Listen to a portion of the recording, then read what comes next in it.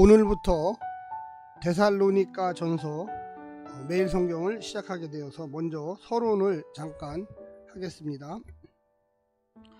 이 데살로니가라는 지역은 주전 316년 마케도니아 왕 카산드로스가 알렉산드로스의 누이이자 자신의 아내인 데살로니케의 이름을 따서 건설한 도시였습니다. 마게도냐의 주도로 로마의 군사적 요충지였습니다. 특히 퇴역 장성들이 몰렸던 곳이기도 합니다. 마게도냐를 동서로 잇는 군사 도로로 비아 에그나티아가 데살로니가로 관통했고, 이내 동쪽 빌립보와 여러 항구 도시로 연장되면서 그야말로 문물과 교통의 허브가 되었습니다. 황제에게 충성을 맹약한 도시였기에 황실로부터 정치, 경제적으로 다양한 혜택을 누리고 있었습니다. 종교적으로는 다양한 신전 제의와 황제 숭배가 만연했습니다. 그중 카비루스와 디오니수스 신전은 도시를 대표하는 신전들이었습니다. 데살로니가인들의 일상은 신전 문화와 밀접하게 연결되어 펼쳐졌습니다. 바울 일행의 방문과 교회 개척에 대해서 한번 살펴보겠습니다. 신라와 동행한 바울의 두 번째 전도 여행은 1차 때 세웠던 수리아와 길리기아 지방의 교회들을 굳건히 하는 것으로 시작했습니다. 루스더라에서 신실한 청년 디모데가 일행에 합류했습니다. 바울 일행은 소아시아 중심의 사역을 구상하며 복음전도에 박차를 가했습니다. 하지만 그 길을 성령님이 막으셨습니다. 바울은 드로아에서 마게도니아 사람의 환상을 보게 됩니다. 즉시 하나님의 부르심으로 확신한 바울 일행은 드로아에서 뱃길로 마게도니아 첫 성 빌립보에 들어갑니다. 그렇게 복음이 유럽 대륙에 첫 발을 내딛게 되었습니다. 빌립보에서 성령님의 인도하심을 따라 누디아를 만났고 첫 번째 교회를 세우게 되었습니다. 얼마 후 바울과 실라가 소유에 휘말리며 감옥에서 고난과 능욕을 당합니다. 하지만 하나님의 섭리와 기적 속에 풀려났고, 그 과정에서 빌립보 교회는 안정을 되찾아 바울 사역의 든든한 후원교회가 되었습니다. 그 후 바울 일행은 비아 에그나티아를 타고 데살로니가에 들어옵니다. 사도행전 17장에서 누가는 바울 일행의 데살로니가 교회 개척기를 압축적으로 소개합니다. 바울은 3번의 안식일 동안 유대 회당에서 복음을 전합니다. 아마 최소 3개월 이상을 머물렀을 것입니다. 그렇다 하더라도 신생 공동체가 태동하고 홀로 남겨지기에는 너무도 짧은 기간인 것은 분명합니다. 그 기간에 바울 일행은 주야로 노동하며 복음을 전했고, 많은 무리가 회심하며 데살로니가 교회가 태동했습니다. 대부분 이방인들로서 아마 유대 회당과 간접적으로 접촉이 있었던 사람이었을 것입니다. 그 중에는 경건한 헬라인들과 귀부인들도 있었지만 그 밖의 대부분은 가난한 자들이었을 것입니다. 데살로니가에서 바울은 동족 유대인들의 시기와 해방을 받아 폭동에 휘말립니다. 바울 일행을 환대했던 야손이 구금되는 과정에서 바울 일행은 야음을 틈타 급히 도시를 빠져나올 수밖에 없었습니다. 당시에는 그것이 최고의 방책이었습니다. 다음으로 데살로니가 전서의 기록 배경에 대해서 말씀드리겠습니다. 지중해를 끼고 베레아와 아덴으로 내려오는 동안 바울은 덩그러니 남겨진 신생 공동체를 생각하며 깊은 염려에 사로잡힙니다. 그들이 당할 시련의 무게를 모르는 바 아니었기 때문입니다. 무엇보다 어린 공동체를 버리고 도망친 전도자라는 오명이 씌워질 게 뻔했습니다. 그런 부정적인 여론은 이미 세워진 빌립보 교회에도 적지 않은 타격을 입힐 것입니다. 온갖 부정적 가능성이 바울을 짓눌렀습니다. 어떻게든 데살로니가 교회를 재방문하기를 원했으나 길은 좀처럼 열리지 않았습니다. 참다 못해 베레아에서 실라와 디모데를 마게도니아로 보냅니다. 디모데의 데살로니가 방문은 확실하고 아마도 실라는 빌립보를 방문했을 것입니다. 바울 자신은 홀로 아덴과 고린도 사역을 이어갔습니다. 일행이 복귀하기만을 간절히 기다리던 고린도의 바울에게 드디어 디모데와 실라가 다시 합류합니다. 그리고 그들에게서 데살로니가 사정을 자세히 듣게 됩니다.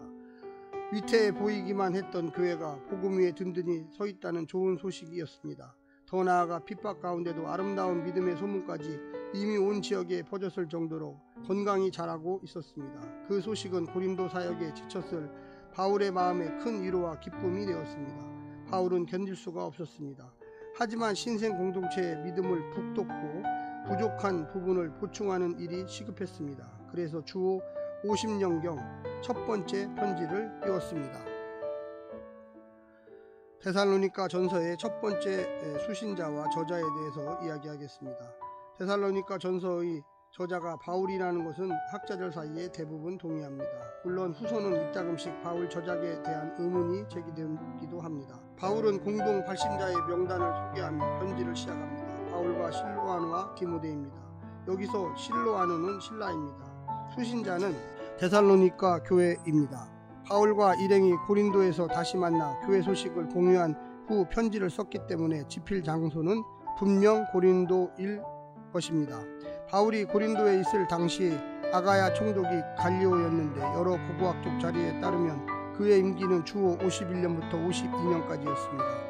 바울이 고린도에서 18개월 머물렀으니 데살로니가 전서를 기록한 시기는 대략 50년에서 51년이었을 것입니다. 그렇게 바울은 고린도에서 약 600km 떨어진 데살로니가 신생 공동체를 향해 첫 번째 편지를 쓴 것입니다.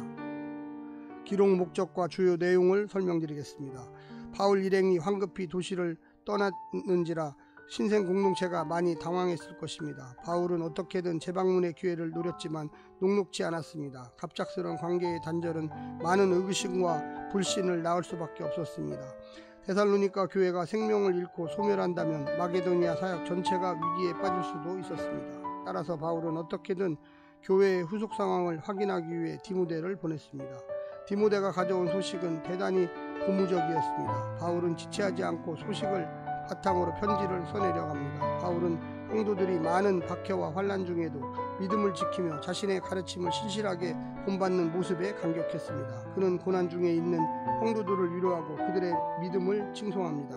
무엇보다 자신과 공동체 사이 의심의 장벽을 제거하고 더욱 확고한 신뢰를 구축해야 했습니다. 일부 성도들이 바울이 자신들을 버렸기 때문에 다시 방문하지 않는다 말하며 바울과의 신뢰관계를 위협했기 때문입니다. 따라서 편지를 쓰는 첫 번째 목적은 고난 중에 있는 성도들을 독려하고 자신과의 신뢰관계를 확고히 하는 것이었습니다. 디모데가 가져온 소식 전부가 긍정적이었던 것은 아닙니다. 그들이 떠난 이래 새로운 문제들이 대두되기 시작했습니다. 신앙 윤리와 도덕성의 문제를 비롯하여 종말에 대한 오해 등 다양한 문제가 공동체의 믿음을 흔들었습니다. 바울은 디모데가 가져온 중대한 문제들의 올바른 신앙 정통과 가르침을 줘야 했습니다. 그것이 편지를 쓰는 두 번째 목적입니다. 성도들은 어떤 상황에 처한다 할지라도 하나님의 부르심을 받은 거룩한 공동체로서 하나님을 기쁘게 하는 삶을 반드시 확보해야 했습니다. 우선 과거에 돌아섰던 이방 종교의 영향력을 완전히 단절해야 합니다. 당시 도시에 만연한 성적 부도덕성의 유혹은 늘 공동체 주변을 서성거렸습니다. 바울은 성도들에게 하나님을 기쁘시게 하는 삶이 무엇인지 가르칩니다. 그것은 바로 거룩함입니다. 그것이 어떤 삶인지 물론 과거 그들과 함께 있을 때 가르쳤고 몸소 실천한 것으로 보여주었습니다. 그렇게 과거의 기억을 소환하고 편지로 다시 한번 신앙 전통을 세우는 데 주력합니다. 데살로니가 성도들이 혼란스러워했던 신학적 문제 중 가장 도드라진 것은 종말론이었습니다. 주의 재림이 더딘 상황에서 먼저 죽은 성도들의 운명에 답을 얻지 못해 불안해했습니다. 그래서 바울은 주의 재림 시 먼저 죽은 자와 살아남은 자에게 어떤 일이 일어나는지를 설명해 줍니다. 중요한 것은 그들의 불안 요소를 불식시키는 것입니다. 결코 먼저 죽은 성도들이 어떤 불이익을 당하지 않는다는 것이지요. 오히려 살아남은 채 재림을 맞는 성도들보다 먼저 부활의 영광을 누릴 것을 가르칩니다. 또 하나의 중요한 문제는 그렇다면 주의 재림이 언제 이루어지느냐 하는 것이었습니다. 재림의 지연은 성도들의 신앙과 삶의 태도에 영향을 주었습니다. 바울은 주의 재림은 반드시 올 것인데 갑자기 임할 것을 강조합니다. 그러므로 성도들은 인내하고 소망 가운데 정신 차리고 기다려야 합니다. 의심하는 성도들을 위로하고 권면하며 서로 교회의 덕을 세우는 일에 열심을 내야 합니다.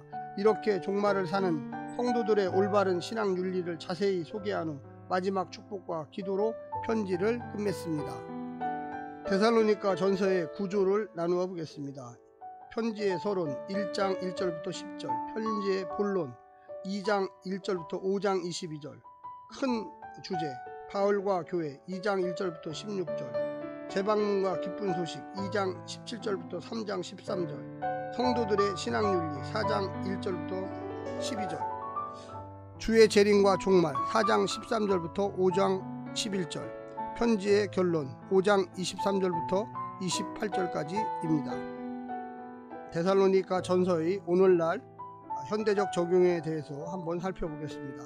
데살로니가 전서는 갈라디아서와 함께 바울이 가장 이른 시기에 기록한 편지입니다.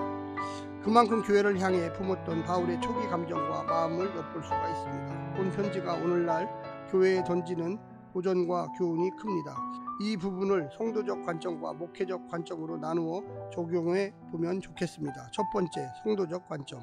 아주 짧은 기간에 복음을 접하고 믿게 된 성도들을 생각해 보십시오. 씨가 뿌려지고 싹을 틔워 뿌리를 뻗는 데는 최소한의 시간을 필요로 합니다. 데살로니가 교회는 그 최소한의 시간조차 상당히 밑도는 셈입니다. 그럼에도 복음을 대하는 그들의 태도는 우리를 무척 부끄럽게 만듭니다. 오늘날 설교 홍수 시대의 성도들은 과연 하나님의 말씀에 어떤 태도를 가지고 있습니까? 데살로니가 성도들은 바울로부터 복음을 듣고 평생 믿어왔던 이방 신전 공동체를 떠나 듣도 보도 못했던 신생 공동체에 자신의 운명을 맡깁니다. 그게 어디 쉬운 일이겠습니까? 그들이 그렇게 과감한 결단을 할 수 있었던 것은 그들 안에 역사하신 성령님 때문이라는 설명 외에는 달리 표현할 길이 없습니다. 오늘 우리 역시 성령의 역사로 예수님을 믿지 않았습니까? 하지만 오늘 우리의 신앙을 보면 데살로니가 성도들과 무척 이질적이라는 생각이 쉽게 떨쳐지지 않습니다. 데살로니가 성도들은 모든 것을 포기하고 모든 것을 걸고 복음에 뛰어들었습니다. 바로 거기에 생명이 있다는 것을 알았기 때문입니다. 물론 선택에는 무한한 책임과 결과가 따릅니다. 만만치 않은 핍박과 차별이 결과로 다가왔습니다. 이전 공동체의 배신자로 낙인 찍혀 생계를 위한 대부분의 혜택을 포기했습니다. 더욱이 자신의 운명을 묶었던 리더들도 갑작스레 떠나버린 상황이었습니다. 그렇다면 자연스럽게 이전 공동체로 쓸려 들어가는 수밖에 없는 수순입니다. 하지만 그들은 달랐습니다. 그들은 정말 복음이 무엇인지 알았습니다. 무엇보다 하나님이 자신들을 선택했다는 확고한 신앙이 있었습니다. 그분 안에서 주의 재림을 소망하며 사는 것은 그들의 새로운 운명이라는 것도 무겁게 받아들였습니다. 핍박을 견디고 약속을 품고 주의 날을 소망하며 기다린 것입니다. 그 과정에서 사도가 가르쳤던 복음의 삶으로 성실히 살아냈습니다. 이 얼마나 신실한 태도입니까? 오늘날 우리는 세상과 쉽게 타협하고 자신의 욕망에 복음을 이용하는 데 너무도 익숙해져 있습니다. 부자로 행복하게 잘 사는 것이 인생 최고의 목적이 된 채 하나님의 십자가 언약을 망각하고 살고 있습니다. 우리의 신앙에 책임이 있습니다. 신앙 연륜은 오래나 조그만한 고난 앞에서 쉽게 불평과 원망을 쏟아내며 뿌리채 흔들리는 연약한 믿음은 아닙니까? 우리가 짊어지기로 결단한 복음의 무게는 어느 무게입니까? 우리 교회의 믿음의 역사, 사랑의 수고, 소망의 인내가 있습니까? 말씀대로 살려고 몸부림치며 보이는 현실에 압도되지 않고 하나님 나라를 소망하며 흔들림 없이 주의 재림을 기다립니까? 2000년 전 작은 신생공동체가 보여준 신앙을 도전으로 삼아야겠습니다. 두 번째는 목회적 관점입니다. 다음으로 목회적 입장에서 적용해 볼 수 있겠습니다. 데살로니가 전서를 읽노라면 따뜻함이 느껴집니다. 다름 아닌 사람과 사람 사이의 관계에서 만들어지는 사랑의 열기입니다. 상호 친밀감과 신뢰가 없이는 불가능한 것입니다. 바울 일행의 떠남은 충분히 오해 살만한 상황이었지만 그럼에도 관계는 허물어지지 않았습니다. 오늘날 조그만한 감정 충돌에도 목회자와 성도의 사이가 갈라지는 것과는 차원이 다릅니다. 믿음은 서로를 향한 신뢰 속에서 합당한 열매를 맺습니다. 신뢰가 없이는 설득도 없습니다. 아무리 목회자가 복음적인 설교를 해도 관계가 틀어진 성도의 교회는 절대 들어오지 않습니다. 데살로니가 전서를 보면 성도들에게 바울이 어떤 존재였는가를 확인할 수 있습니다. 우선 그는 복음의 위탁자였습니다. 모든 역경을 뚫고 생명의 복음을 전해준 고마운 존재였습니다. 자신의 이익만 탐하는 거짓 교사와는 달랐습니다. 교회가 사역자를 고용해 부리는 것이 아니라 하나님이 그를 보내신 것입니다. 그는 하나님으로부터 복음을 위탁받은 사역자였습니다. 성도들은 그 사실을 늘 염두에 둡니다. 사역자 역시 이 사실을 염두에 여겨 하나님 앞에 부끄럽지 않게 사역을 해야 합니다. 바울은 성도들에게 유순한 어머니요 권위 있는 아버지였습니다. 생명 전부를 던져놓는 어머니의 사랑과 올곧은 아버지의 훈계가 건강한 자식을 만듭니다. 목회자는 성도들의 영적인 어머니요 아버지이십니다. 다른 뜻에서가 아니라 예수의 사랑과 주의 말씀으로 훈계하는 목회적 차원에서입니다. 바울은 주님처럼 자신의 생명을 내어주고 성도들을 사랑했습니다. 사랑의 대상이 복음에서 탈선하지 않도록 엄하게 훈계하고 권위 있게 처신했습니다. 성도들 역시 바울을 영적 부모로 여겼습니다. 오늘 우리의 교회가 시급히 회복해야 할 것 중 하나가 바로 이런 올바른 목회적 관계입니다. 데살로니가 전서가 교본을 제시하고 있습니다. 이제 곧바로 데살로니가 전서 1장을 시작하겠습니다. 감사합니다.